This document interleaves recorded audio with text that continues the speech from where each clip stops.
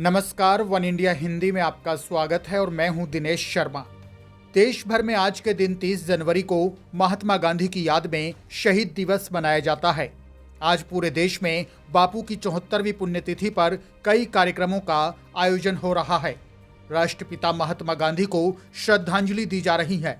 अहिंसा के पुजारी का देश की स्वतंत्रता में दिया योगदान पूरे देश को याद है।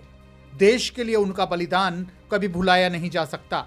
गांधी जी ने देश के लिए जो किया वो देश सदियों तक याद रखेगा। 30 जनवरी 1948 को राष्ट्रपिता महात्मा गांधी की बिड़ला हाउस में हत्या कर दी गई थी। नाथूराम गोडसे ने गांधी जी की गोली मारकर हत्या की थी। ऐसा कहा जाता है कि महात्मा गांधी ने अपनी मृत्यु के समय आखिरी शब्द हे राम कहे थे। ऐसे में बापू को सम्मान देने के लिए शहीद दिवस हर साल 30 जनवरी को मनाया जाता है। महात्मा गांधी के आदर्शों, अहिंसा की प्रेरणा और सत्य की शक्ति ने उस समय अंग्रेजी हुकूमत को भी झुका दिया था। उनके इसी योगदान की वजह से न केवल पूरा देश बल्कि पूरी दुनिया उन्हें महात्मा गांधी के नाम से जानती है। उनका त्याग, तपस्या और बलिदान हमेशा अमर रहेगा। वे हिंदुस्तान के लोगों के मन में हमेशा बसे रहेंगे। महात्मा गांधी का जन्म 2 अक्टूबर 1869 को गुजरात के पोरबंदर में हुआ था। उनकी माता का नाम पुतलीबाई और पिता का नाम करमचंद गांधी था।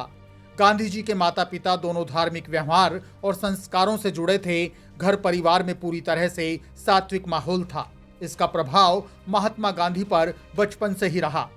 सत्य और अहिंसा के मार्ग पर चलकर देश को आजादी दिलाने वाले महात्मा गांधी देश के राष्ट्रपिता बने।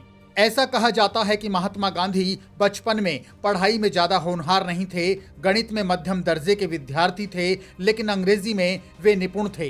पढ़ाई के दौरान अंग्रेजी विषय में उन्हें कई पुरस्कार और छात्रवृत्तियां भी मिली थी।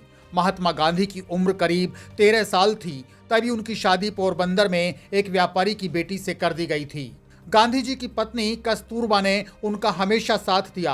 गांधी जी को लोग प्यार से बापू कहते थे और उनकी पत्नी कस्तूरबा को बा। गांधी जी ने वकालत की शिक्षा तक पढ़ाई की थी। साल 1919 में उन्होंने अंग्रेजों के रोलैक्ट एक्ट कानून के खिलाफ आवाज बुलंद की। इस अधिनियम में किसी भी व्यक्ति को बिना केस चलाए ही जेल भेजने का प्रावधान था।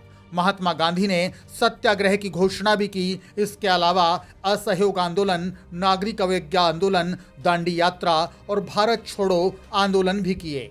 सबसे पहले महात्मा गांधी को नेताजी सुभाष चंद्र बोस ने ही राष्ट्रपिता कहकर संबोधित किया था। सुभाष चंद्र बोस ने 6 जुलाई 1944 को रंगून रेडियो स्टेशन से दिए अपने भाषण में आजाद हिंद फौज के लिए महात्मा गांधी से आशीर्वाद मांगा था।